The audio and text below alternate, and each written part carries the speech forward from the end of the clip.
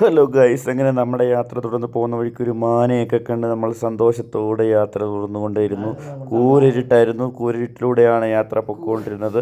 അങ്ങനെ നമ്മൾ കീഴാർനെല്ലി അല്ല, ക്ലോക്ക് മലയുടെ ബേസ് ക്യാമ്പിലെത്തി. ക്ലോക്ക് മല ബേസ് ക്യാമ്പിൽ നിന്നൊരു ജീപ്പ് എടുത്ത് ഞങ്ങളുടെ ഈ കുടുകുടു വഴിയിലൂടെയാണ് പോയത്. നമ്മുടെ വിടിച്ച് അങ്ങോട്ടും ആടി ഇങ്ങോട്ടും ആടി നമ്മുടെ വയറും പപ്പടവും എല്ലാം പുറത്തിടുന്ന രീതിയിലാണ് അമ്മാരുടെ വണ്ടി ഓടിച്ച്.